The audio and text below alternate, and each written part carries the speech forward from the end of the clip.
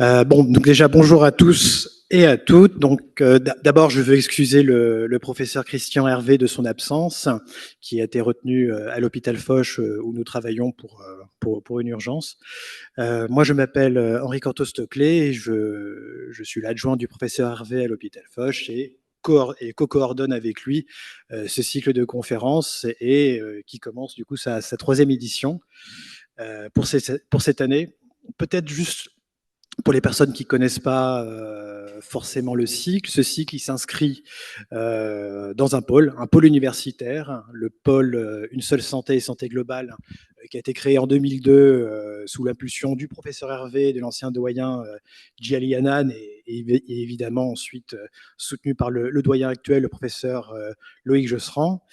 Et ce pôle, très très vite, a décidé de mettre en place ce cycle dès la rentrée 2022 avec une première édition, une deuxième édition qui s'est finie en juin dernier, et pas exactement en mai dernier, et une troisième édition qui commence pour ce mois-ci. Donc pour cette première conférence, nous avons nous avons, parce que même si le professeur n'est pas là physiquement, il est toujours là plus ou moins avec moi, le plaisir de recevoir d'une part le professeur Borm, qui est professeur des universités dans cette université, et plus exactement, alors moi ce que j'avais pu noter, c'est que vous êtes co-responsable du master de Arctique Studies, et surtout vous êtes directeur de l'Institut de recherche Arctique Jean Mallory. Et cette conférence, on la doit un peu à vous, en vrai, car vous nous aviez contacté l'année dernière, comme on l'expliquait tout à l'heure en off, pour faire intervenir la professeure Arja Rautio, justement sur le thème de la santé en Arctique, parce qu'elle est une des plus grandes spécialistes au niveau mondial sur ces aspects-là.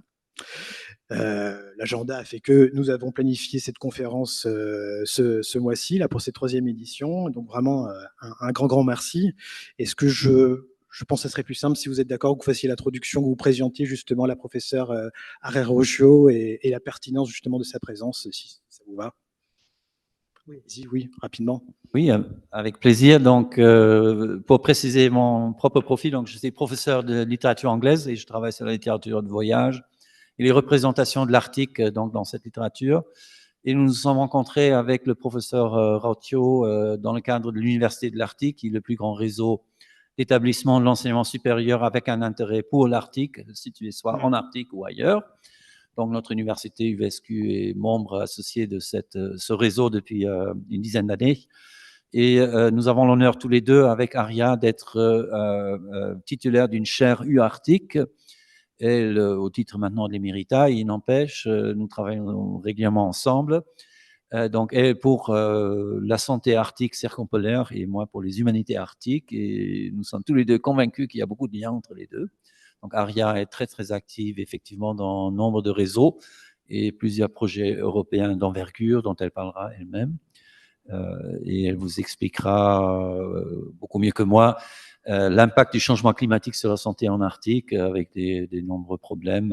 Et il sera notamment question du pergélisol et d'autres phénomènes par rapport auxquels on observe beaucoup de changements. Merci beaucoup. Pour préciser, le professeur Borm fera sa présentation en anglais, ne serait-ce que par politesse, pour la professeure Arja Rautio, qui est finlandaise, qui elle-même fera sa présentation en anglais. Et l'échange qui suivra sera également en anglais, sauf la conclusion que je ferai au final en français. Vous pouvez commencer, si vous voulez, professeur.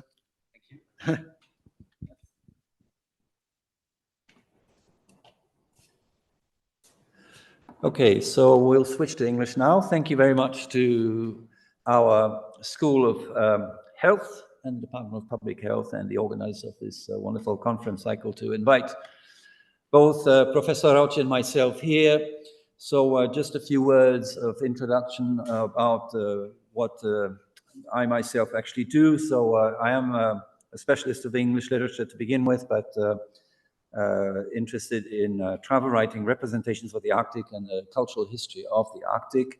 The Arctic, which is a region in which many things are happening right now. Just one fact straight away.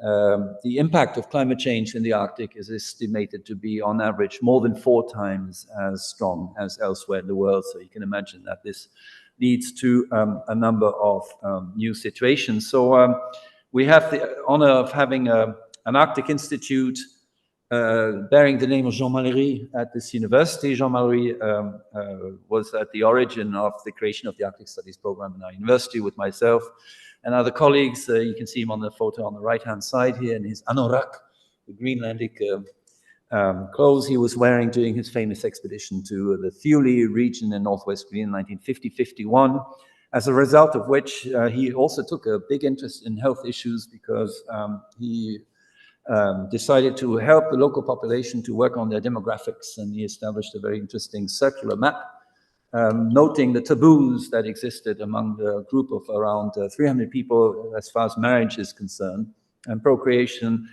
to avoid health issues. So it was a very, very important work, and you can see a shot from our website. So on the left, I put the announcement of the talk today just to show you that in our institute, we're working in human sciences basically, and we do a lot of research on historical documents, and I hope to convince you of the interest of having a look at such material to be more aware of the kind of mental framework within which people evolve and the impact of colonialism and other issues amongst the inhabitants of the Arctic today. We also have, for those who are in the Versailles region, an exhibition right now in the Faculty of Sciences in Versailles with some art objects from Jean Mallory's collection and his own artwork, if you're interested. So a few general remarks. I know Arja also has a few slides on what is going on in the Arctic right now, but I'm not sure that everybody's familiar with the Arctic very much in the audience. So a few general terms. I mean, what do we mean by the Arctic? Everybody understands we're talking about way up north, but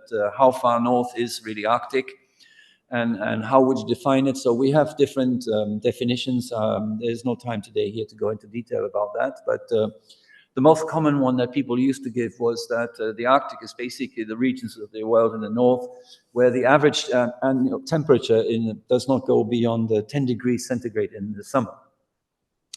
Now, if you still hold on to that rule today, then you can see that the Arctic has become smaller because temperatures are warming, and some places which are partly Arctic, like Iceland, would be a long shot from that. And even further south, the Faroe Islands, which arguably have an Arctic dimension to them. So you can have a look at the map in more detail, maybe yourselves, and then obviously this impacts the sea ice distribution, and it's important to know about the sea ice that it does not only have an importance in economic terms, but also in cultural terms, because the indigenous populations of the Arctic, many of them, not all, but many of them, are peoples living on the edge of the ocean in the cryosphere, and the receding cryosphere is obviously impacting their traditional lifestyles, dog sledging, for instance, and so on and so forth. So this impacts then their culture, their economic activities, and obviously affects also their own mental well-being, which is a term we'll come back to in a few seconds. So, but the main issue about the sea ice right now, from an economic point of view, is the access to new sea routes, which allow ships to reach China from Europe much quicker than through the traditional ways. And this is just to explain the heightened interest of a lot of economic actors in the Arctic, even if they're not in the Arctic right now. So this puts a lot of pressure on local societies.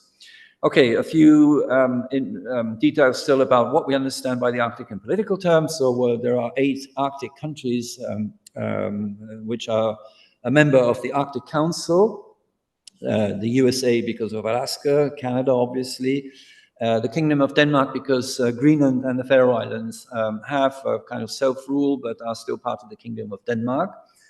And then Norway and Sweden, as well as Finland, and obviously the Russian Federation, which, as you can see on the map here, touches on about half of the coastline around the Arctic Ocean. So these are the Arctic 8 that are members of the Arctic Council, the only body that is competent in the Arctic to make decisions together about the Arctic. And a few population figures coming from, if you're in the Paris area, you will be maybe not impressed by the numbers, but it's important to note these numbers because traditionally a lot of people who come from outside the Arctic have considered the Arctic to be an empty space. And this is the view that a lot of people still have, thinking mostly about polar bears and not so much about the populations there. But if you're in the European Arctic, for instance, people would find it absurd if you would tell them that they're living in an empty space, and quite rightly so. This kind of attitude then impacts also the way in which people behave in the Arctic, because they think there are no people there. It's possible to do anything you like, and so we have a lot of issues with mining, extraction, and so on and so forth, for instance.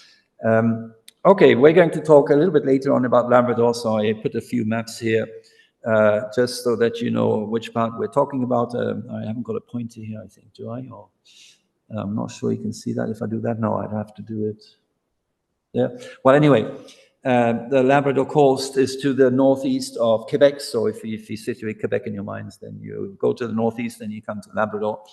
So I have a map here on the left-hand side from a French-speaking atlas of the Moravian missionaries in Labrador. I will come back to them in a while and tell you more about those.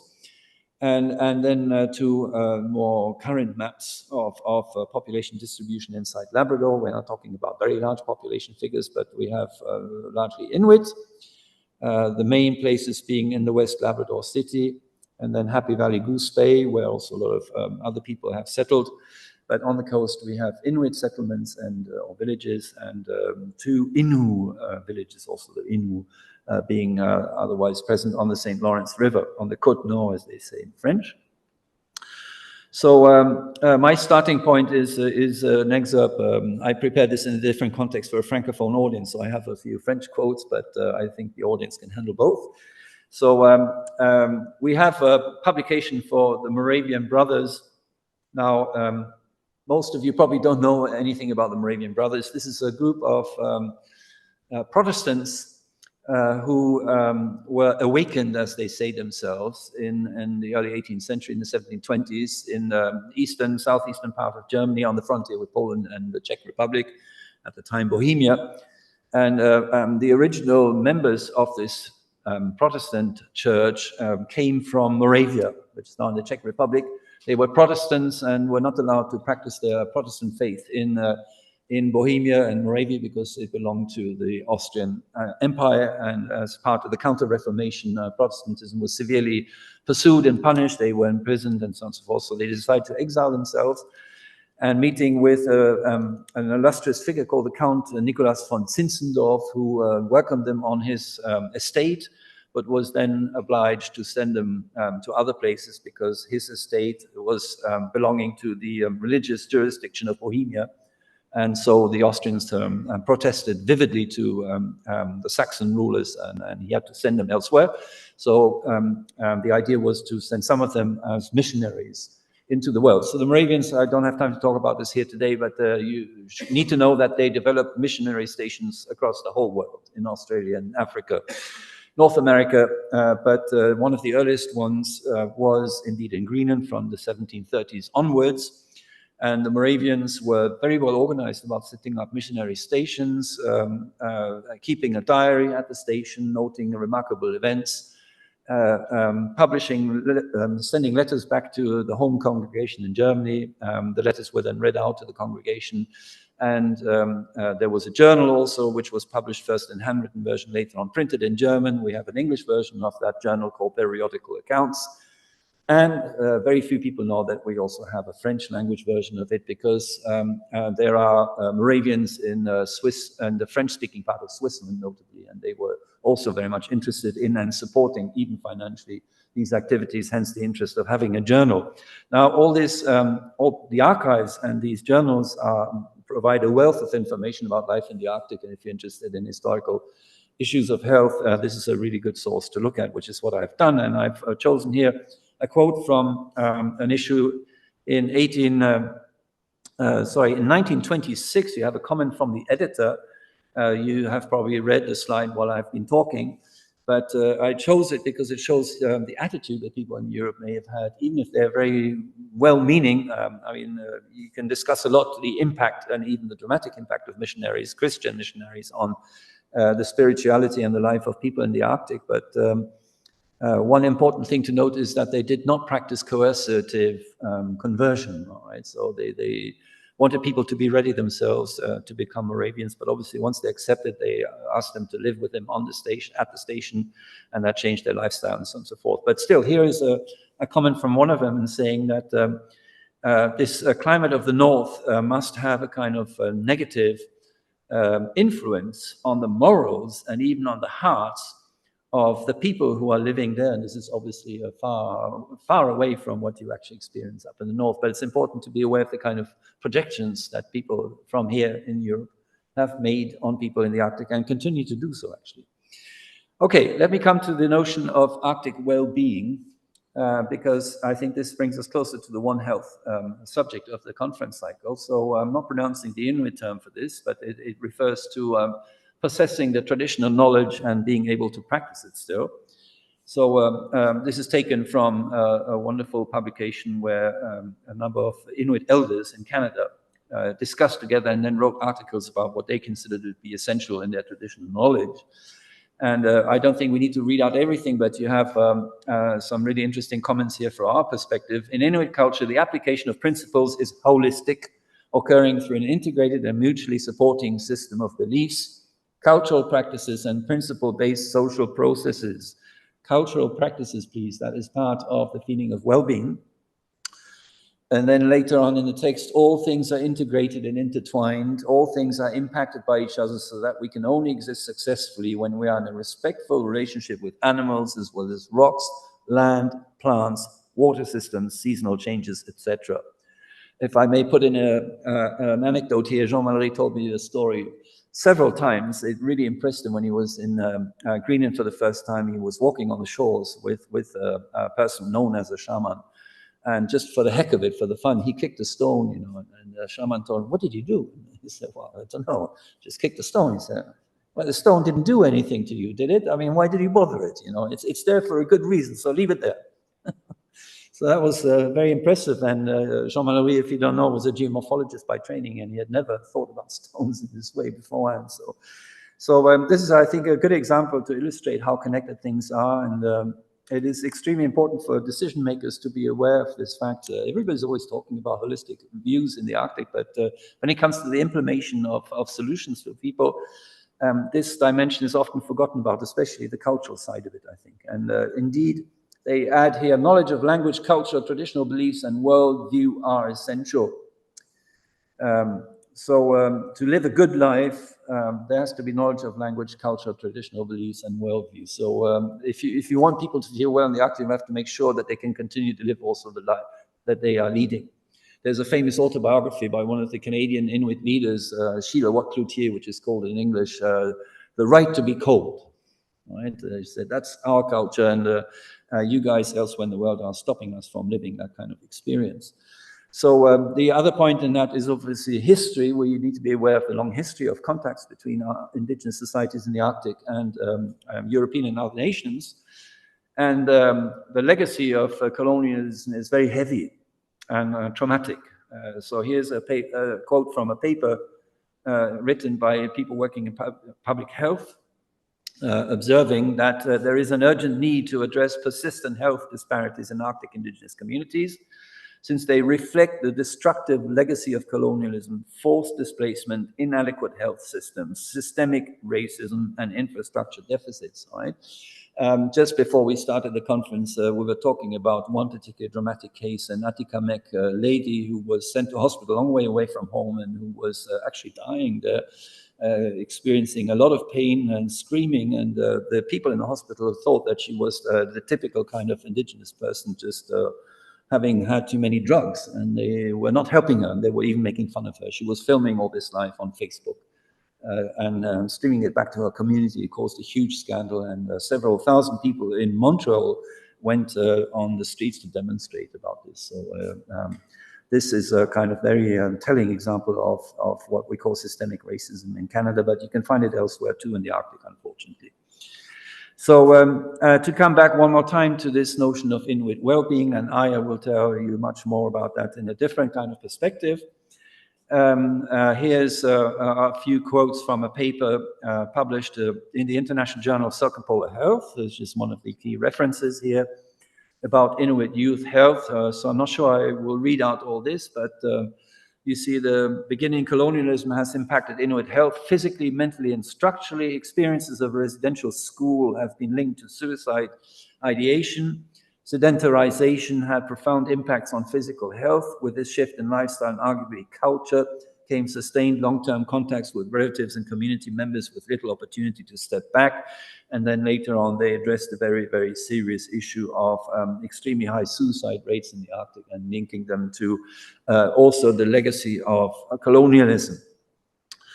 Okay, let me just show you a few examples. I'm not going to read out all the quotes, it would be too long. To the Moravians themselves, so this is what it looks like in the archives, and sometimes we have English language documents, but a lot of the documents are in German language, actually, and written in old German handwriting, which nobody has been studying at school for about 100 years.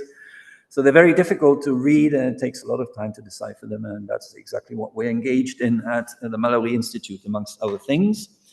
We do have a few documents also in French, and here's one that is talking about the Inuit. Obviously, they would have said les Eskimos in the 18th century, but be advised, if you allow me to say so, that usually it's considered to be shocking to use this term nowadays. It's the Inuit and not Eskimos, even though I've met some Inuit people who told me, you can call me an Eskimo, I don't care, but anyway. So there is a comment here on them, and in the 18th century, the missionaries noted that there are differences between the Inuit and Labrador and Greenland for sure, but it is originally the same people. So that is important because the missionary stations in Labrador were founded in the 1770s, and the Moravians could already draw on several decades of experience in Greenland. Okay, so in these documents, therefore, you can find a wealth of information. Now, obviously, the diaries were not kept so that people later on would know about the climate in Greenland, but the diaries noted any kind of remarkable event in the life of the station. So they would refer to extreme weather, for instance, exceptional rainfall or snow levels, changing wind, unusually high or low temperatures, but also health issues often connected to famine, for instance, years when fishing was not good, when the hunting was not good, when there was little grass to be cut for the rabbits they were keeping in the winter, when the vegetable garden was not growing well, and so on and so forth. So you can deduct a lot of information, in fact, from what you can find in those documents. So here is an example. Once again, I don't think we have time to read it out in detail, of a famine in 1772 and the impact it had on the local population. This quote, I think, is worth stopping on for a few moments. It is still from that French language description of the Moravian stations in the Arctic, and Greenland in particular. And perhaps I translate into English for those who are not Francophone. One should note that amongst these people, the Greenlandic people, or the people of Greenland, or the Greenlanders, there is no head of state, and everybody is equal. It is true that some of their Angekoks, that is to say their wizards or magicians if you prefer, are clever enough to take on some kind of authority over their fellow men. But apart from that, there are no magistrates, there are no superior people, there's no hierarchy that you could notice amongst them. Everybody is working according to the principle of natural authority.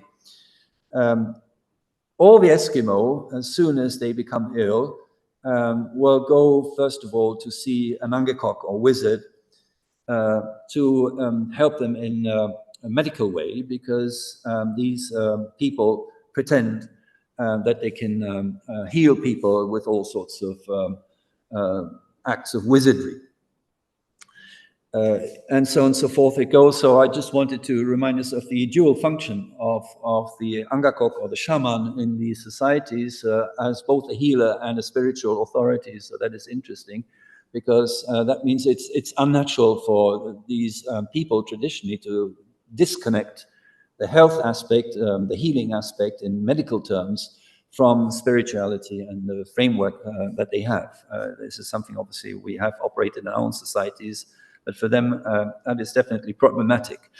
Okay, here's an episode that I'm only going through rapidly, but we have an interesting story here of a young Inuit who was brought to Europe and who had a kind of meeting with the king. in Denmark, and who make the statement, which might be quite shocking for us, but which echoes this egalitarian view that the Inuit have of each other, when he said, well, why don't I have such beautiful clothes as the king?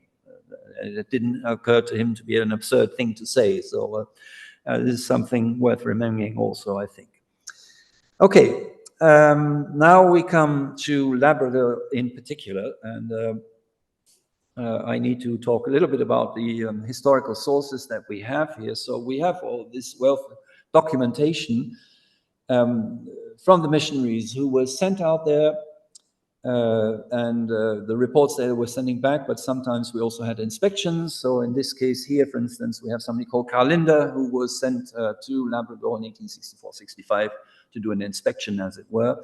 The specificity of the Labrador missions of the Moravians is that they were both religious posts and trading posts, whereas in Greenland, the Moravians did not engage in any commerce, right?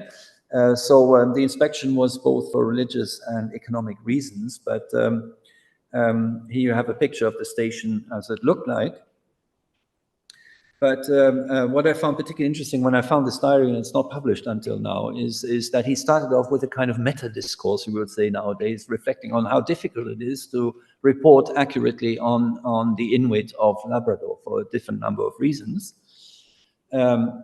I fully feel the necessity to make a beginning. It had been my intention at first to include in my diary whatever came before me during the day, but anyone who has been in a situation like mine, that is becoming acquainted with a world to which he formerly was as good as a stranger, will understand how often I felt that in putting down what passed through my mind just then would be nothing more but collecting a confused mass of ideas, which just as often would have to be rectified, and the collection of which at the end would cause more labor.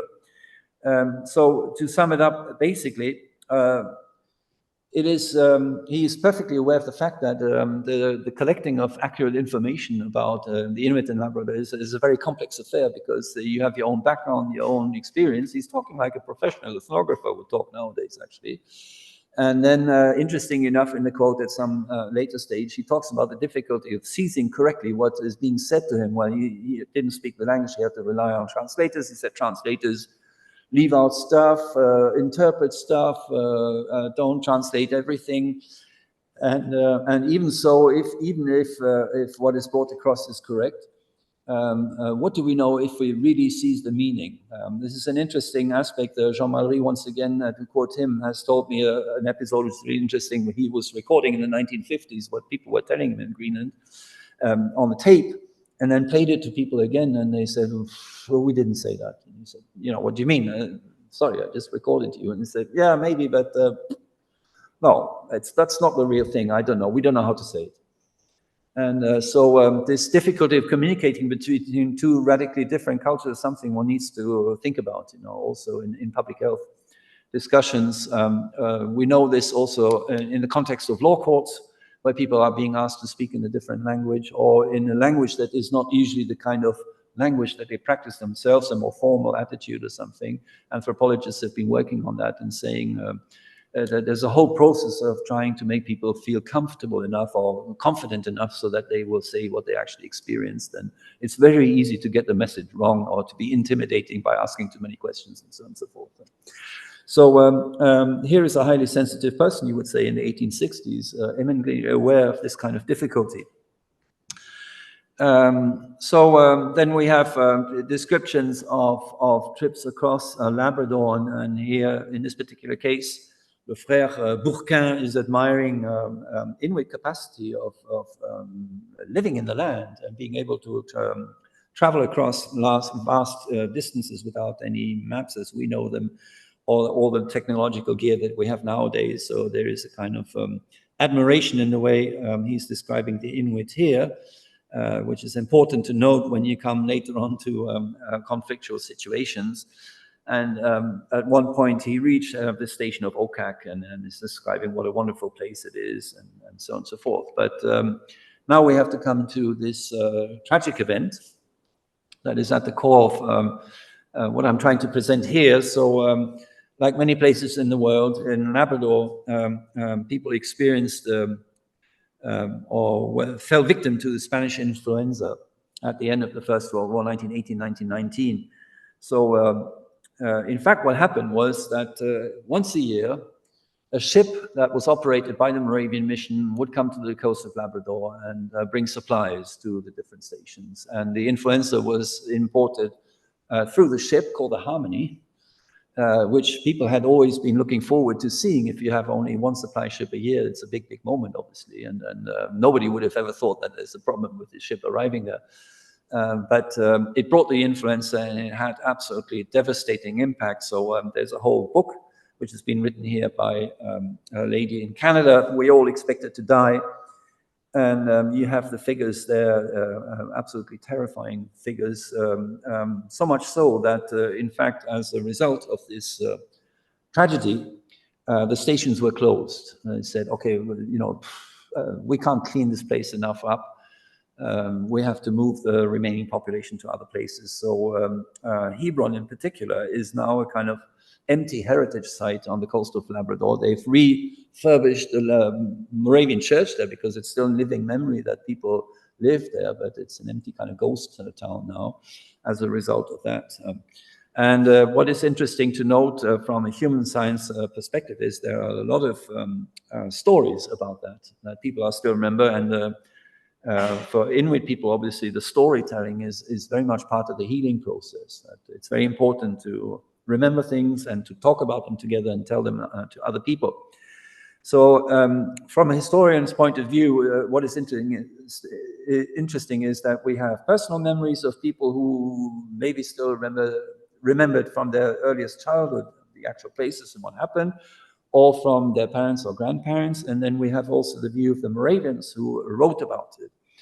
And so here's a quote. It's in the French translation, but we can retranslate a little bit. Once the influenza had broken out, here's the missionary writing, we didn't know anymore where to turn our heads. In those days, which were so short, you could hardly live without artificial light. There were 15, 18, 22 people dying a day in a community of just over 200 now.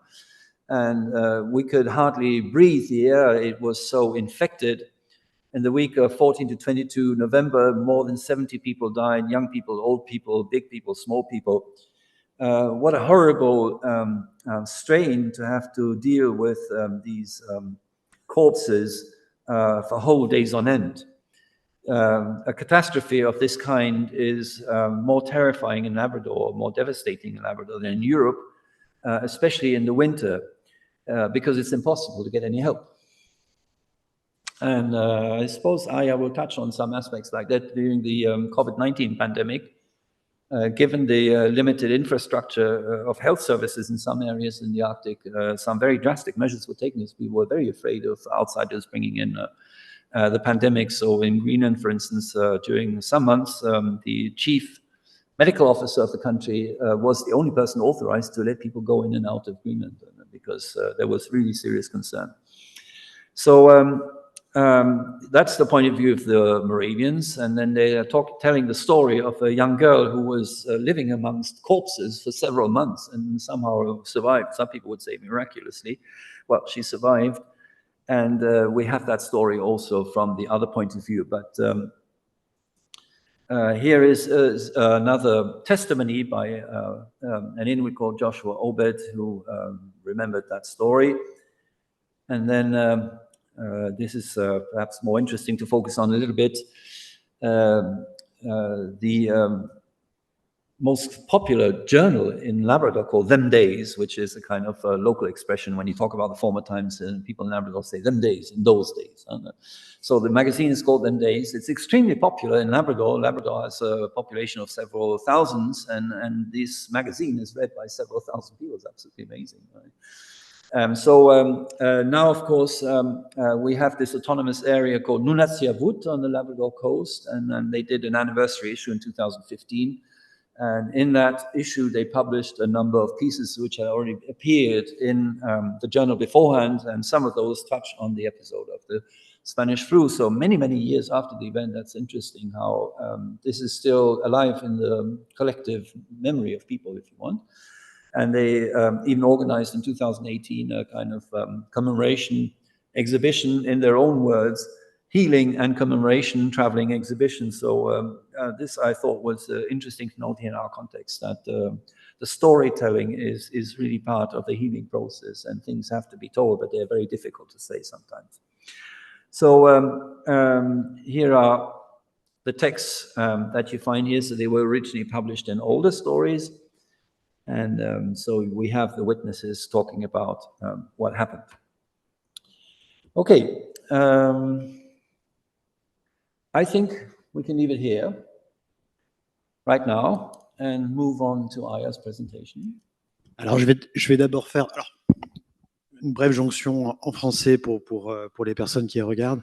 Alors d'abord, je veux vraiment vous remercier et vous féliciter pour, d'une part pour la présentation, mais surtout, j'ai envie de dire, mais pourquoi on ne s'est pas rencontrés avant? Ça fait que déjà 2 ans qu'on est dans la même université, on ne s'est pas rencontrés. Je trouve ça fascinant. Je trouve ça fascinant, d'autant qu'au premier abord, on pourrait se dire que, comment dire, que pour des problèmes justement en lien avec la santé et la science en général, qu'est-ce que la littérature pourrait nous apporter au niveau de l'Arctique? Et là, ce que vous démontrez, mais de manière très factuelle, en fait, justement, c'est que ça a tout à nous apporter, parce que les témoignages sur ce qui s'est passé il y a 1 ou 2 siècles n'ont pas forcément été faits justement par des scientifiques, parce que ceux-là même n'allaient pas forcément dans ces conditions-là, mais par des explorateurs qui, d'une certaine façon, faisaient même de la science, parce qu'on voit même dans les travaux que vous exposez, lorsqu'ils parlent, je vais consigner mes observations par écrit, ce genre de choses, je trouve ça fascinant. Et le deuxième point, et qui je pense va après être davantage approfondi par notre collègue, c'est, et ça je pense que c'est vraiment important, la différence culturelle.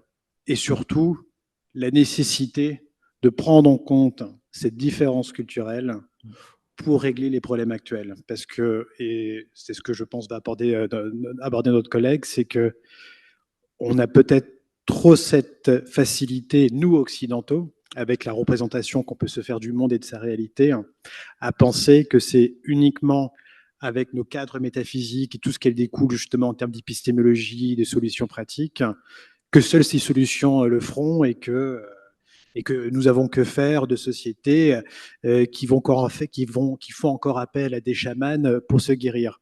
Évidemment, j'ironise, hein, mais je trouve ça vraiment super. Peut-être que je vous laisse maintenant introduire votre collègue et l'inviter à peut-être partager ses slides. Okay. So the comment was about the importance or the interest of looking also at cultural aspects when you're talking about health in the Arctic. And if I may just add one more comment to that, I didn't talk about this here in detail, but we've had some very important trials in South America, where for the first time in cases where indigenous rights were involved, cultural aspects were recognized by the court as an argument. Because in the given case, the borders of a municipality were supposed to be redrawn, and the indigenous groups in the area have the right to be informed in their own language, and that didn't happen.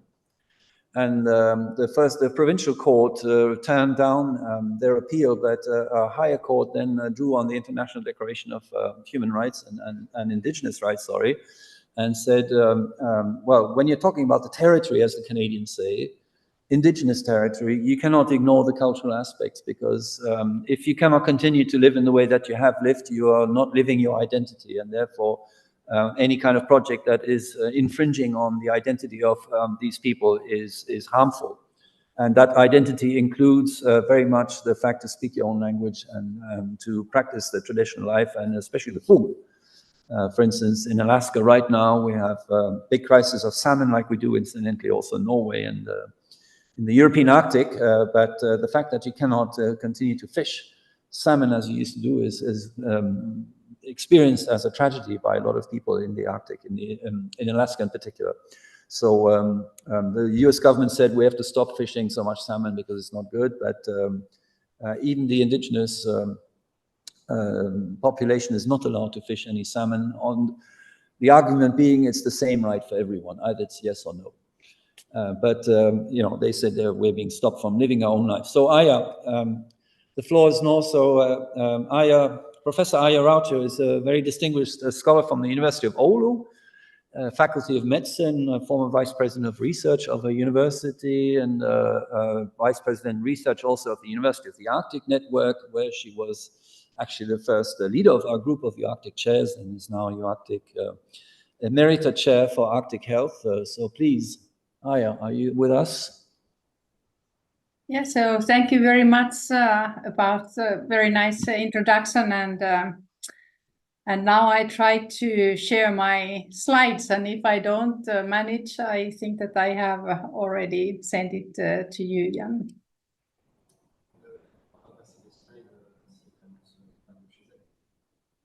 Okay, yeah, you need to share your screen, Arja. Can you do that? Yeah, can you see it now? Not yet. Mm-hmm. Just a moment. Yep, now we're good. Thank you. Okay, good. Very good. So that I tried to put that in a form of the presentation, but I don't know if that is working or not. So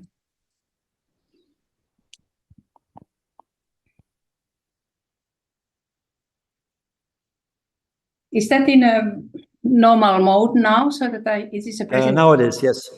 Okay, so thank you very much for this kind invitation to be here today, and thank you, Jan, this excellent presentation, and so that I think that One Health is always needed to have culture and language and all this tradition which is included in the human life, also in the One Health context. So my background, I'm a medical doctor in my training. I'm also working in a toxicology, so I am a European registered toxicology. But during all my career, I have been working very much with inter and transdisciplinary way, and I'm using the community-based participatory way in all my research. So I'm coming a little bit different angle to the topic of the One Health. So that first showing you this type of the elements what are included in some kind of the schedule when we are talking about the health of the environment, health of the animals, wildlife, and health of the humans. And this figure is from the Permafrost Atlas, which was the end product of the Nunataruk project, which was funded by the European Union. And it was 6 years. And now we have also funding for the next step, for next 4 years. And it's continuing as a name as ILLUC.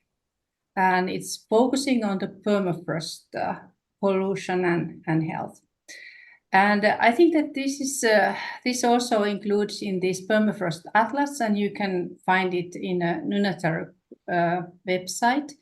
And there is a lot of stories also, not only physical or health sciences. There are a lot of social sciences, and there's also very nice references to go more deeply. Thinking about One Health, so that it is an approach that recognizes that human health is closely related to the health of the animals and environment. And this is really important in the Arctic, when the communities, they are living very closely connected to the nature. People are hunting and fishing, and they are living as a part of the nature. And thinking about starting on the left of the figure, so that there's an environment. And of course, environment, when we are talking like the permafrost thaw or something, there are the coastal erosion, there are the impacts to the water and air quality when the permafrost is changing, but there are also the wildfires and many other things which are coming up from the permafrost, for example, contaminants and microbiological agents. Then we are talking more about the animals, thinking about the contaminants in the polar bears or seals and whales. And all this is coming very far away to the Arctic, so that it's not used in the place, but it is coming by the wind or sea curves and other things. Thinking about the location of migration routes, it can be also changed when we have the climate change and also the permafrost thaw. And diseases like anthrax from the permafrost thaw is one of the issues which has been focusing a lot since they were in Russia. There was an epidemic caused by the warm weather, permafrost thaw, and anthrax outbreak. And then coming to the humans in the upper, so that they are thinking that the healthy animals, they are really, really important for the living conditions because the people are hunting and fishing, and thinking about the permafrost thaw, for example, and climate change. They are the differences in the transportation and also this hurts the food security and human well-being.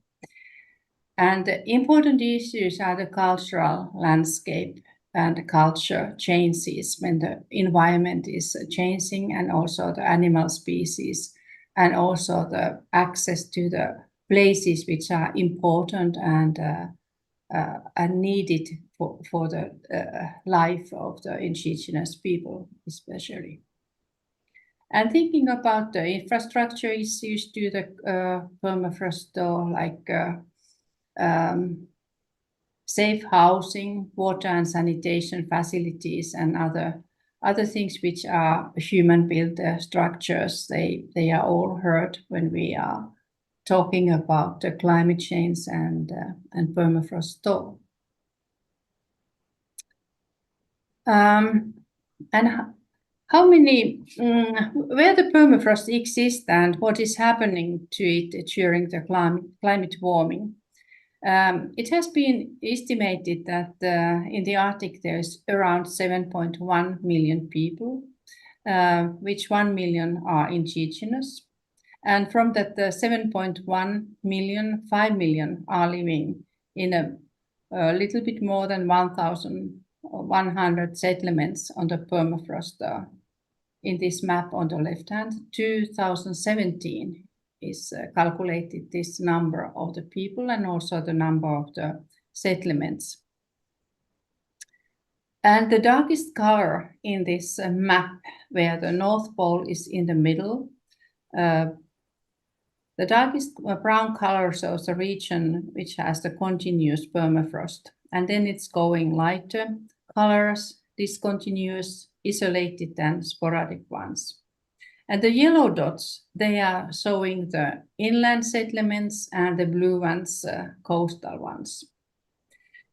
Then we are looking about the right-hand side. There's a year 2060, and it has been estimated that the permafrost status, based on the climate-driven permafrost protections, that 42% of the permafrost settlements will become permafrost-free due to the thawing. And it means that 3.3 million people are not anymore on permafrost, and those settlements, they are marked on black dots on the map on the right-hand side. And this change is really huge during the next 40 years. And I think that it is the most important issues when we are thinking about the settlements, the villages and towns. It is happening very, very quickly.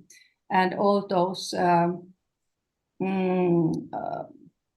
policymakers and the locals, they need to think that how they adapt to this change. And of course, it has huge impact to the health of the wildlife and humans, food and water security. And I think that starting about the environmental changes and environmental health in such, because I think that the environmental health is so that these huge changes due to climate change and permafrost thaw and everything, it is one of the basic elements when we are thinking about the everyday life and living conditions, and also the health of the humans and health of the animals. And more about the permafrost thaw and what is coming out when it's disappearing and in all around the Arctic regions. And as Jan was showing that there is very difficult to say what is the exact borders of the Arctic. And in these maps, we are using the Arctic Human Development Report and Arctic Council definitions of the Arctic. Langer and the co-workers, they have very recently published a paper about the contaminated sites in the Arctic. They have defined 4,500 industrial sites where potentially hazardous substances are actively used or stored in the permafrost-dominated regions in the Arctic. Energy and agriculture, forestry, and other land use account for the largest portion of the industrial sites, but there are 70% are unknown. There might be up 15,000 more, and industrial contaminants have been neglected in the existing climate impact analysis, and it's really an important risk factor for the locally and also globally.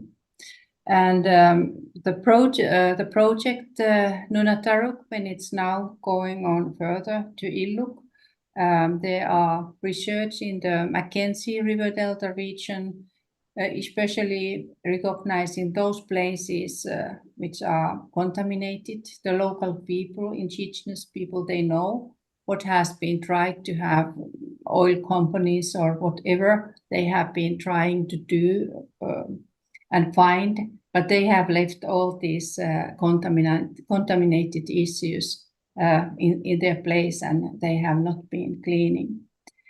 In Russia, they have done this cleaning process a little bit, but I don't know how it's now during the war, but at least 10 or 15 years ago, they just established one of the cleaning projects in the coastal regions.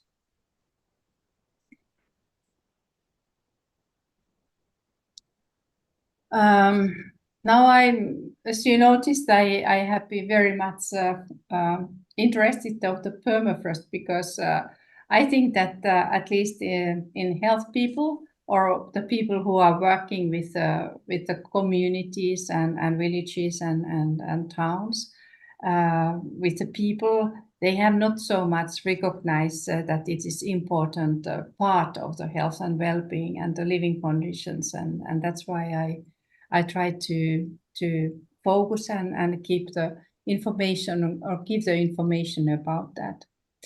In this slide, there is about the mercury, and on the left-hand side there are four maps, and it tells that the different deep of the permafrost, which is melting, it is an active layer. It's in the summertime, it's like a mud or more water, and then it's frozen, and it's coming seasonally in a different forms. And in many cases, these mercury issues, they might be, for example, the first meter soil, and there's a lot of mercury which is coming from the volcanoes, but it is coming also our human source, so that we are using mercury, or it has been concentrated or in the permafrost. And that is one issue which is a little bit thinking that how it's in the future concerning the wildlife health and also the health of the humans, the food and water security issue. On the right hand, they are the different years, like 1975, it has been focusing and collecting the sampling from the humans, and later on about the whales, and here is the pilot whale, so that looking at what are the levels of this mercury. Mercury is a toxic metal, and we don't know what is the lowest limit of the mercury, which is should be allowed and having no harmful effects. And it can be seen that during the 1975 up to the 2020, the humans have less mercury in the blood or hair, so in the body. But the pilot whales, they have the increase in trend. And of course, the reason is that humans are not anymore, or indigenous people, they are not anymore using the traditional food, at least not those sites of the whales, which has the most amount of the mercury. But by the pilot whales, there is an increasing trend, and that is also something which is alarming, that it's coming more, and perhaps it is used more, or it is coming also from the other sources when the climate is warming, and also there are these permafrost thaw. I'm involved in two projects which are looking to the One Health.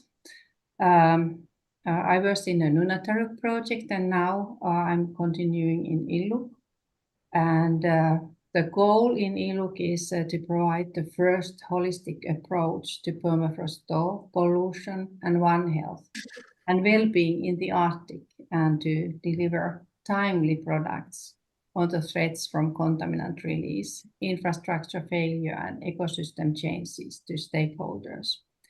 And I think that this is a big promise to do, and it's based that we have been working in the Mackenzie Delta River region in Greenland and in Svalbard already 6 years, and now we can continue with the local partners in a participatory way and hearing their hopes and also their worries, so that we can focus our research and have those type of the results which are useful for them.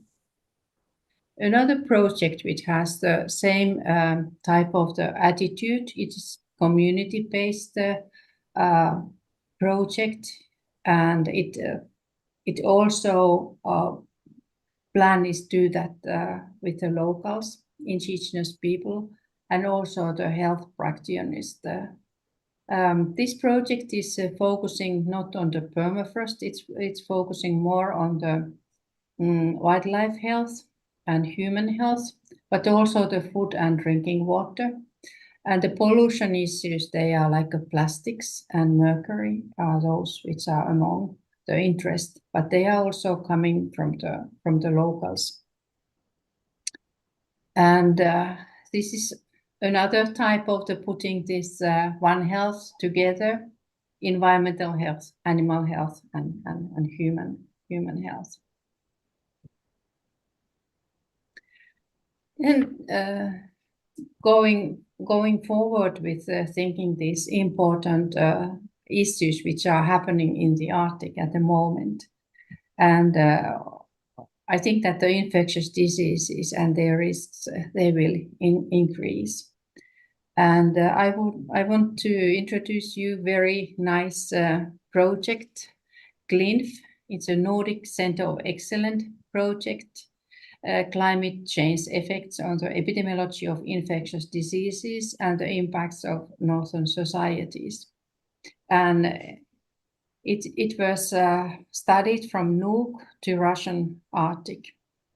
And this project was led by University of Umeå from Sweden, Birgitta Evenkord and Thomas Tidefelder.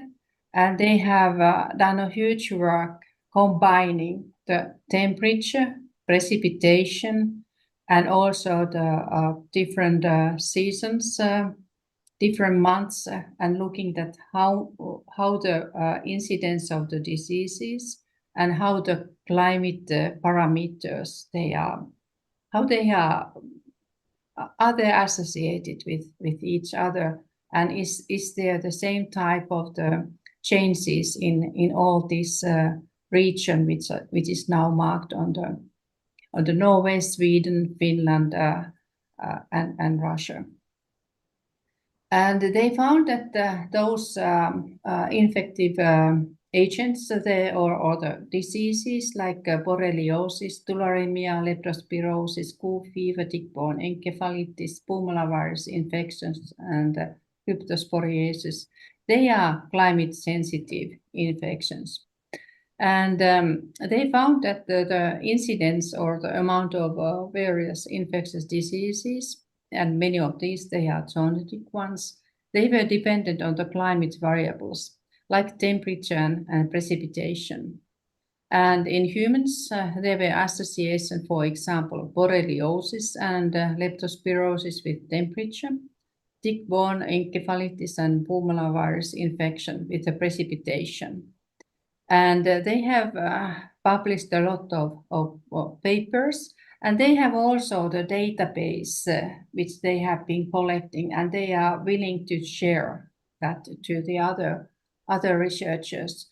And it's needed only to take the contact to those coordinators of this project and discuss about the issue. And I think that this is also the one way when we have doing the approach, combining the climate parameters and infectious diseases together, and also the different places. It's also the step forward so that we could some kind of the estimations for the future risks for the population, and also the see perhaps the zoonotic diseases and how they might be coming to the regions. Some words about this permafrost thaw and anthrax. So Boris Revich from Russia, he has been working a lot with also putting the data on permafrost, number of anthrax cattle burials, and trends on average long-term temperatures and population density, and find that there would be 70 risk district in risk, and so that the highest risk is in urban ones. And so that there are a lot of reindeers which has been also buried to the permafrost, and thinking that never it will melt. So that that is the things how to put these burials together with those people where they are living, and also estimating the risks. And then some words about the COVID-19 pandemic. And it was the Spanish influenza. It was also in many small villages and places in the northern Fennoscandia, and also in Finland. This is a little bit challenging map because the borders of the countries, they are not so prominent. You can see very tiny lines, which is Norway, where is Sweden, and where is Finland. But you can see very clearly that this area from 1 to 9, it's Sami homeland. And there are altogether 9 different Sami languages. And the red circle, there is the northernmost municipalities in Finland, Utsjoki and Inari. And in that region, there are 3 Sami spoken, so that Inari Sami, Skål Sami, and North Sami in this very small area. And why we were interested to this region or these municipalities, Finland as an Arctic Council member, one of the 8. It was a very nice project which was under the Sustainable Development Working Group in the Arctic Council. It was introduced from there, and so that we could look at what is happening during the COVID-19 project and how the indigenous people and locals, what kind of things they were coming up. And we were working together with Norway, Sweden, and Finland because it was covering the joint Sami land. And we decided that, for example, in Finland, we were focusing to interviews. And we had 9 men and 10 women and 1 group interview. And they were the officers in the public, in the municipality level, in public offices or the private sector, for example, tourism.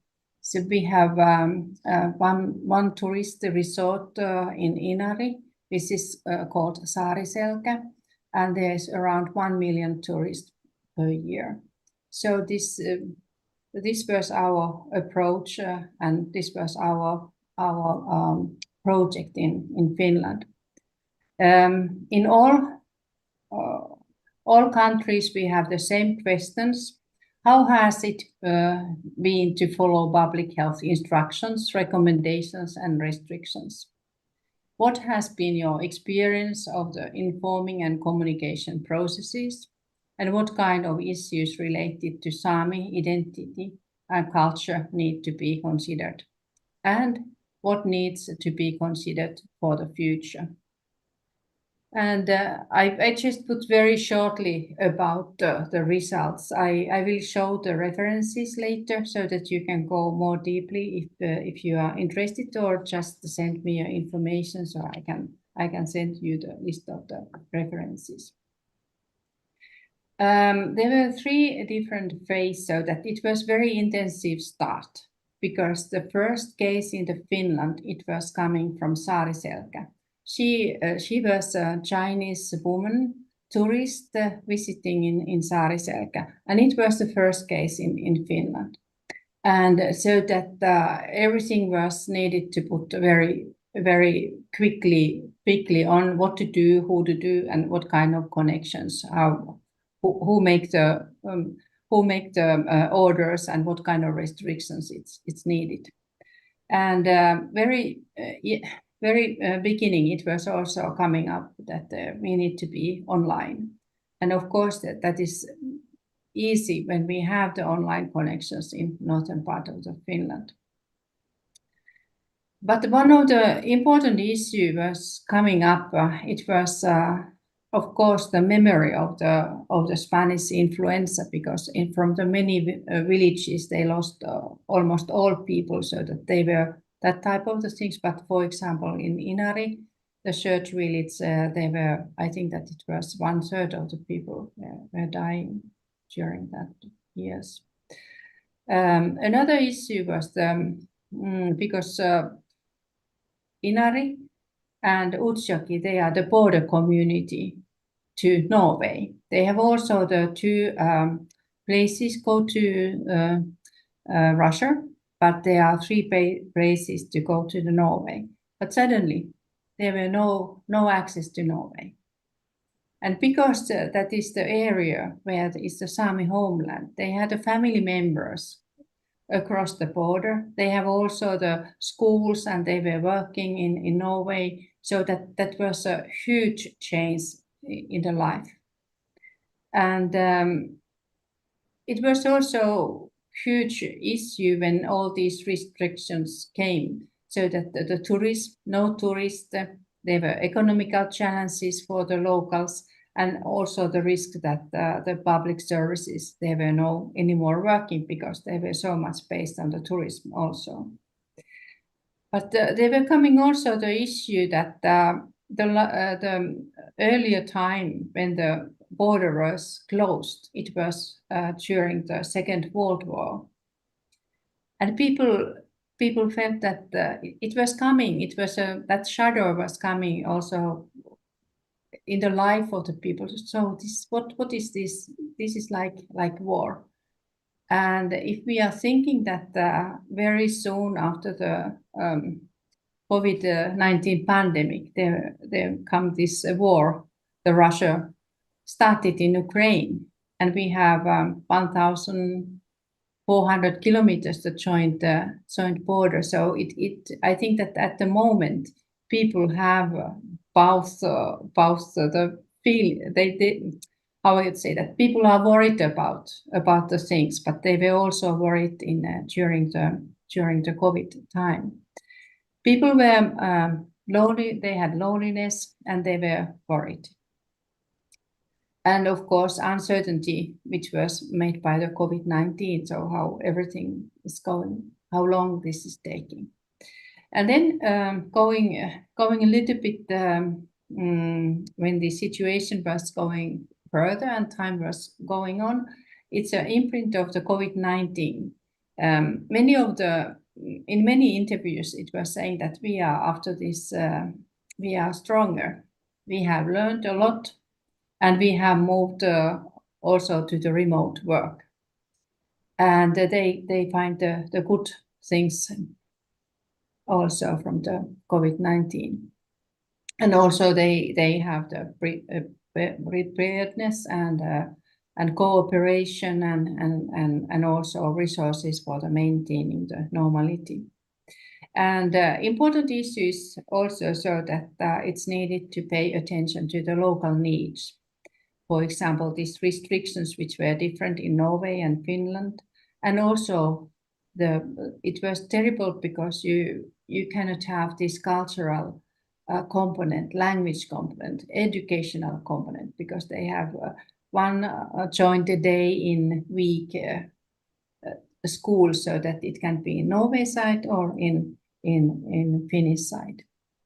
And then it's coming at the end, this internal power of North, so that the COVID-19 was as a part of the life, and so that people know that we can survive for this, and importance of the nature and environment, so that it's space to live, it's empowering nature, and also this support of the Sami identity.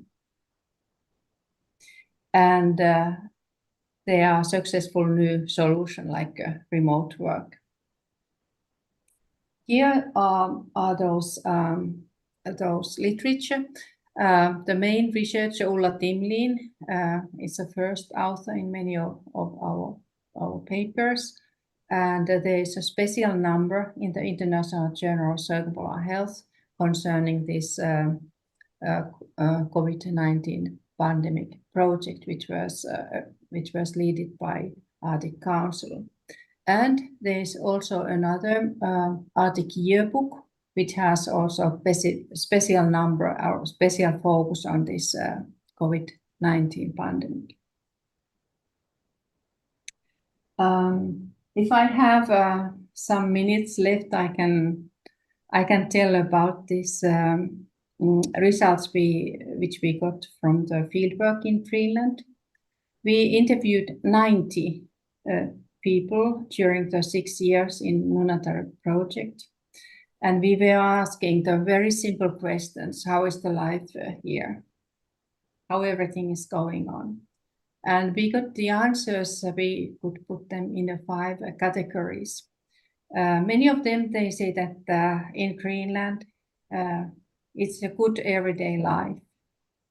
Traditional life and living habits, important for local people, and important nature. And but for example, this climate change, local people were not worried about climate change, and they felt that the ordinary people didn't talk about that. And then going to the living challenges. Sometimes feeling of the isolation, worries about the loss of the traditional cultural values, and they also wish to have a greater availability for the health and social care professional, especially those who are the Greenlandic speakers. 90% of the Greenlandic inhabitants, they are speaking Greenlandic, and there's around 60,000 people living in that big island. The economic difference between people, that was something which was a challenge, and the poor quality of the modern infrastructure. Then going to the next basket is changing nature and environment. And people, they were finding that the reduction of the sea ice in the wintertime, reducing snow cover. And one important issue which came out was the change in wind. It was more humid and it was stronger. And of course, risk of the natural disasters, avalanches and tsunamis. Then going one aspect more is the uncertain future, so that the lack of the capacity, resources, infrastructure, and preparations for the future. Growing tourism, new challenges and demands for the community and environment, worries of the loss of beautiful and peaceful environment. And also the growing tourism caused concern about the labor competition. And the last one was the bright future. So high quality of life, people felt being healthier nowadays. People have to adapt to the future, and possibly, and there are also possibility for new the changing climate could help tourism to grow, and new possibilities both locally and financing. So that there were the different type of the ideas, how everything is going and what are important elements for indigenous people, Inuits, living in Ilulissat. And this is sometimes putting together so that from all the places in Canada, Svalbard and Greenland, it can be said that the majority of the participants have good or very good well-being, quality of life and satisfaction with life in the study sites in Greenland, Svalbard and Northern Canada. Permafrost thaw itself is not a clear direct risk for mental wellness or self-estimated health. However, indirect risks include challenges related to infrastructure, traditional lifeways, weather and nature, and economic challenges. When I started working in the Arctic issues, I was thinking that how to put everything in one figure. And my good colleague Erkki Alasaari, we were talking together, and he was drawing this figure. And of course, thinking of the medical person, the most sensitive group, mother and child, is in the middle, and then is a clean food, drinking water, and clean air. It needs to have surrounded the different things, animals, plants, but there are also the weather things, chemicals and viruses and bacteria. But very close, there are also the society, politics, industries, and economy. And thinking all these issues, how our findings from the Nunatak project, like importance of traditional food, traditional lifeways, infrastructure, building, housing, tourism, and changing weather, and importance of nature. I think that those were the main issues which came during that Nunatak project, which is already ending, but we are continuing the work. And as a conclusion, so that the direct health effects of climate change and permafrost thaw for humans and wildlife include increase of zoonotic diseases, exposure to old and new contaminants and pollution, and of course, the important issues, the clean drinking water and food. But indirectly, the risk of the climate change and permafrost thaw include these challenges to the infrastructure, traditional lifeways, weather conditions, and changes in nature, and also the economical challenges. They are important for the indigenous people and locals. So thank you very much for your listening, and I'm happy to answer the questions. Thank you very much, Professor Rautio. It was a really, really interesting talk, and now we can chat about the conference. I have a first question about your presentation, and I would like to have your point of view about it.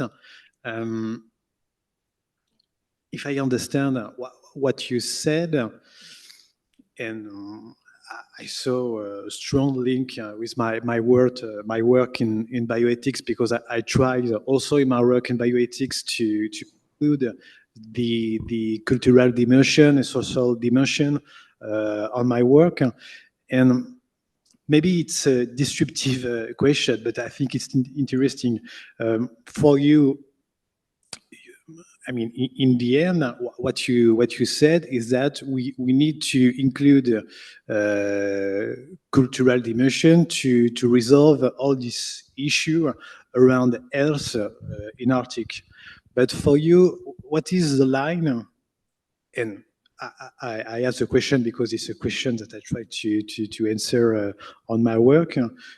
What is the line between this necessity to include culture pluralism and with cultural relativism?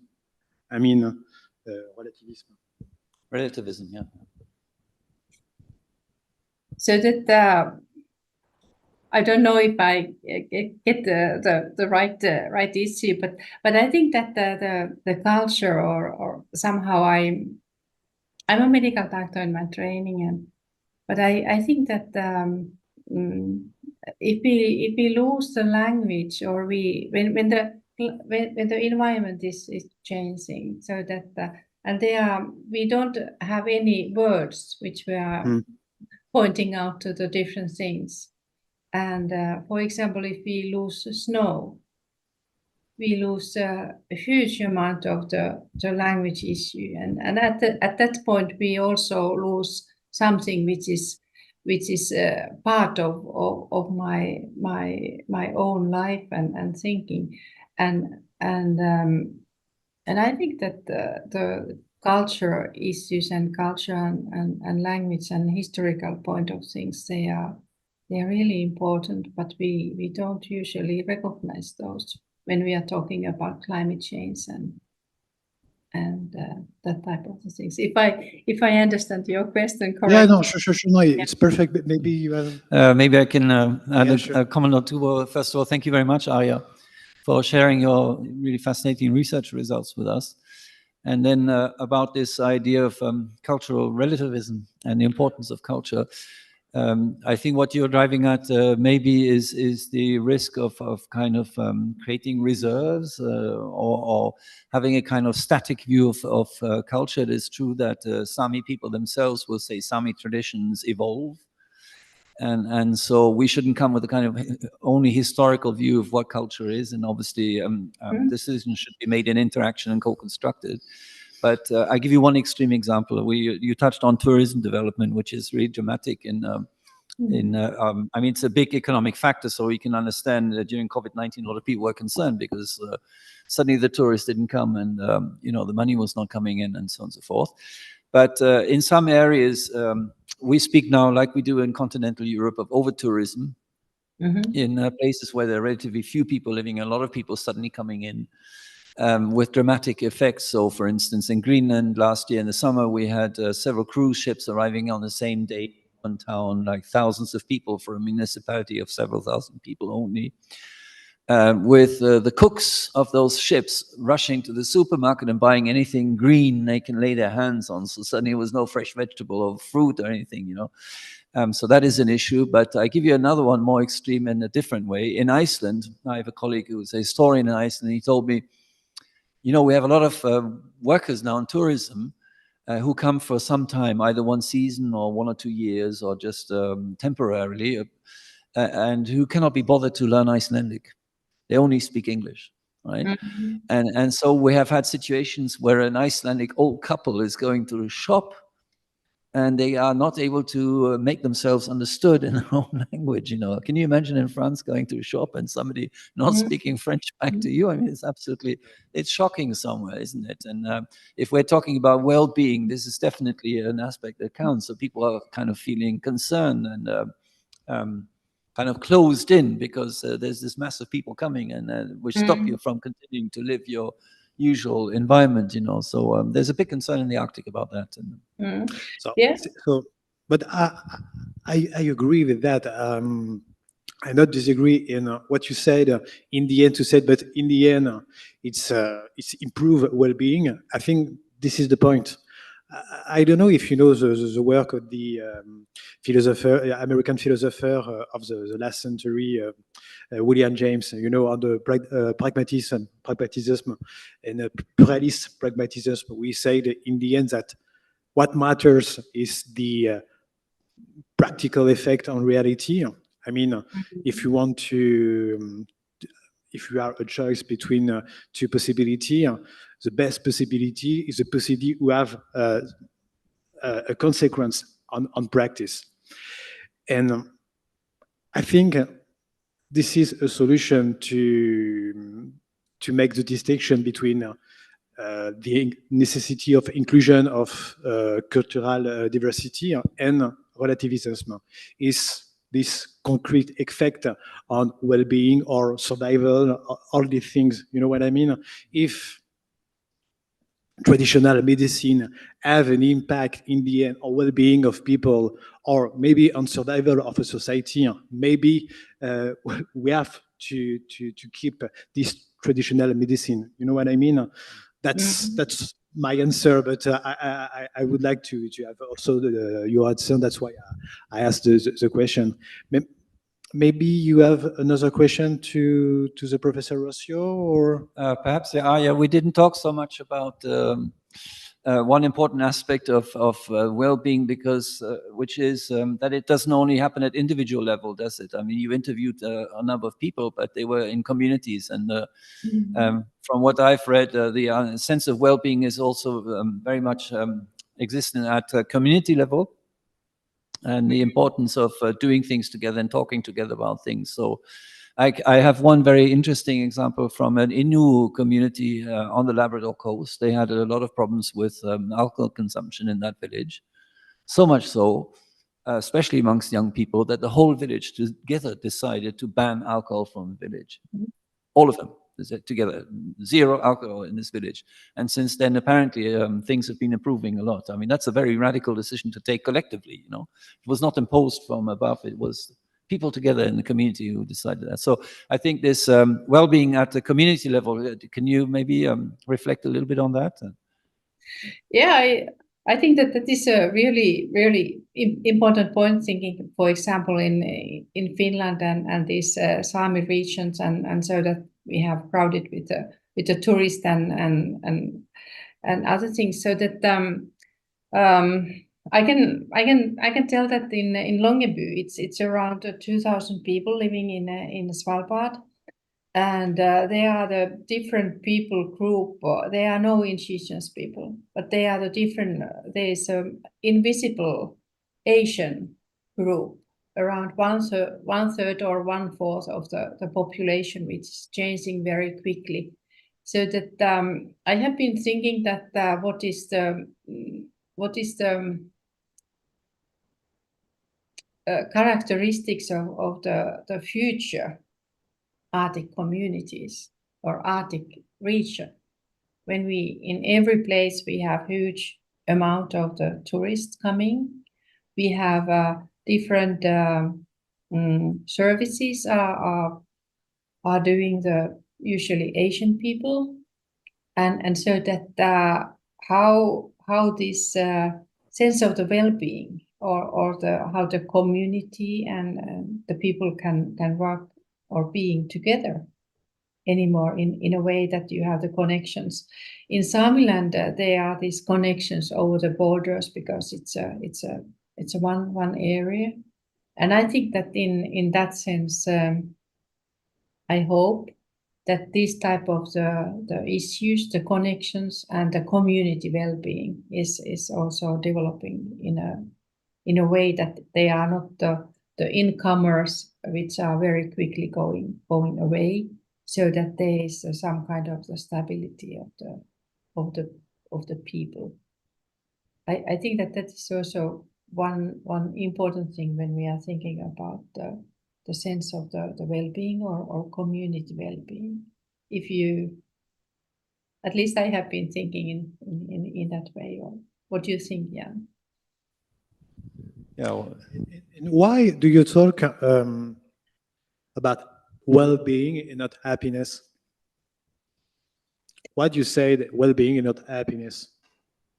Oh, that is so interesting. It's a difficult question, I know, but maybe we need a few hours to. We have two classes, so that I'm in that. I think that the well-being is like this, and health is and other things, they are inside. But I know that some of the people, they are thinking that health is everything, and then there are the other things. But I think that using the empowerment or happiness, we should use them more. We have been using in our research, and we have written also the happiness and empowerment and well-being. They are very, how I could say, they are very difficult things to say that what are all the components of the well-being. But when we are talking about the empowerment, it's more easy to define, and also perhaps. Happiness is also a little bit so that how to. We in Finland, we are the most happy people. So that but we don't feel that we are so happy, perhaps, but because it's the indicators how to put those. But I think that I have been talking with those people who have been working with epidemiology and diseases very long time, and sometimes thinking about the health situation of the person. It could be perhaps the self-identified health the best. But it is, of course, you can have the diseases, you can have something very serious ones, but you feel that you are feeling good. You can be happy, and so that when you are estimating your health, you can also say that you are estimating that you are rather good. But if your parameters in the disease level, they are something else. But that's why I think that it's so much important to talk about health. But when I'm talking about well-being, yeah, it's difficult to say that what is the well-being in the One Health context. So that. But what I understand is that you prefer to talk about well-being and not happiness. But it's funny because I would say that well-being, because well-being could have this sense that's to be more materialistic, you know, only what is material matter, but it's the opposite what you want to do with well-being, because you want to, in the end, to include this other animist culture where animals are also very important on the system.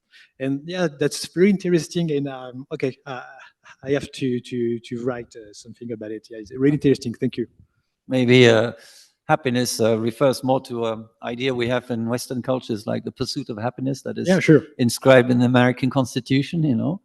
And that is, I think, a reference to individual personal development, you know, rather than collective development. So arguably, I mean, you could say that the American society as a whole also is pursuing happiness, but what would that mean in a multicultural context like that? And anyway, the Arctic indigenous worldview is always talking about people being part of something and not opposed to something. We're so used to opposing nature to culture in Europe. This is not at all the Arctic view. The Arctic view is that you are part of something. And you can see it very well, for instance, in a famous film by Kurosawa about this Russian officer who's meeting an indigenous person in Siberia, and he's kind of learning how to be in the environment, and he wants to throw the rest of the food in the fire, and he says, "Why do you want to throw it in the fire? Somebody else can eat it up," you know. And that's a typical kind of way of people see themselves as part of something, and if there's something that they are part of is suffering, then they're suffering too. And it's not only a question of fulfilling all your personal needs, I think. Yeah, but it's very important. Yeah. So to see a river which is polluted is a sign of suffering for people. They suffer with the river, as it were, you know. And not to be able to eat the food that people are very thankful for. I mean, there's a whole ceremony traditionally of eating fish or seal meat, and you tend to consider that the seal gave itself to you as a gift so that you can continue to live. So if the seal is suffering, you're part of the same circle, you see. That's that makes, I think, some sort of difference, and it's something that we don't pay attention to when we come with some solutions. But but in the end, how we could be, I mean, for you it's easy because you did this work to understand this different cultures and this I mean this difference between human and nature. But how can we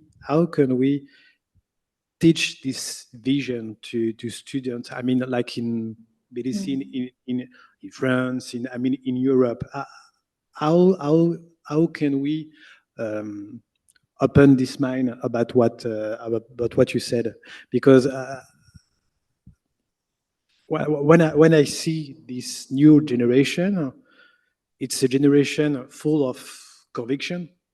And I think conviction is good because conviction could lead to action. And I think with the moment about ecology matter, we need strong action. But sometimes conviction also can link with more negative effects. And so what is the way for you? Both of you. Well, that's a big topic we're touching on now. I think individual and collective happiness, or we have the night if you want. Yeah, or well-being. I think it's a question of choices that societies have to make. You know, and right now I don't see enough consensus in our societies to make some of these decisions that will put such issues of well-being in front of financial considerations. All right. If you want to feel, if you want to improve the environment, obviously you have to change tack. We see the difficulty of making people use electric cars, and even though there was a vote in Europe to ban diesel cars by, I don't know what date, 2030 or a little bit later, you know, the decision was made, and still through the back door, some lobbies are coming back and saying, no, this is not realistic and we can't do that, and so on and so forth. So I think we don't have the consensus it takes to do something about it. So I think for the younger generations, that's what we have to bring across, you know, get yourself organized if you can. And I like one teaching of Jean-Marie, if I can put it this way, very much. He has repeatedly written that cultural diversity is as necessary for humanity as biodiversity. They're both absolutely essential, and it's because we always talk about biodiversity, biodiversity, not so much about cultural diversity. So the two go together, and the cultural aspects are as important as biological aspects, and you can't separate them. We tend to separate things to manage stuff, but that's not the way forward, I think. So I was stuck about this well-being, and so that I think that it's important to be part of something, and now when we are so separated in our own bubbles with our things too close, so that but I think that is important. I'm coming from the little village in southern part of the Lapland, and I feel all the time that I'm part in the forest. I'm like stones and trees and everything like that. So that I'm part of that it's very difficult to say how I feel that I'm part of that, but I feel that I'm home when I'm there. So that I understand very well that all these answers when the people are saying that the nature is important, and so that they are part of the nature, and so that the feeling to be part of the very big one, so that it gives power to you, and also the happiness and all those good things, but how to give this message to the young ones. I was in one of the projects which was looking at the health from the nature, and it was one discussion we had in a workshop. One of the researchers said that what is the time you need to be in a nature that you can have this nature relationship continuation when you are living in a city or big city or something like that? What is the dose? Is it Difficult question. The night. Excusez-moi. Non, je crois que c'est bien.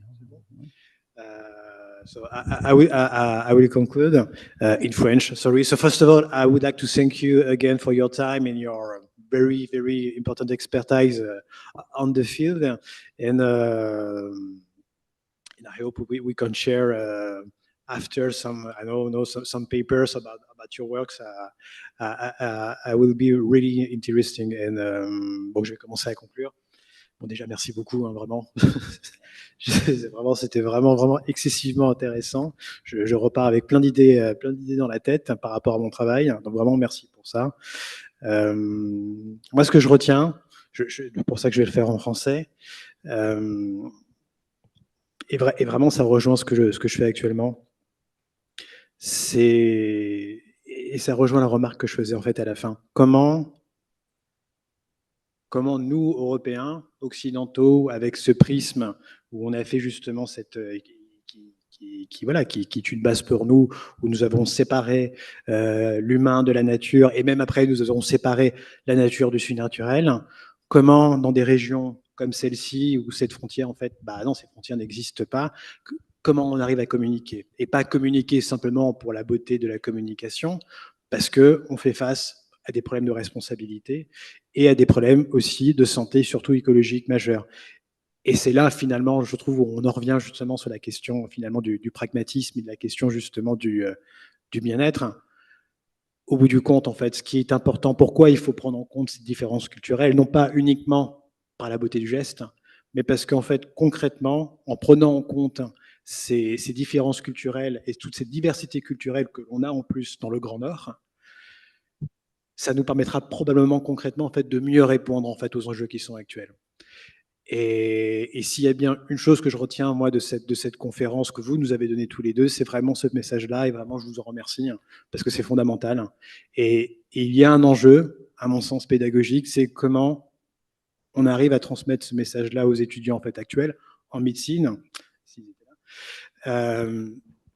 parce que je pense qu'ils ont, actuellement, cette génération, c'est mon point de vue, et on peut le discuter, peut-être trop cette vision parfois soit trop technique ou soit trop de conviction, et une vision, au bout du compte, qui reste occidentale en fait, de la nature.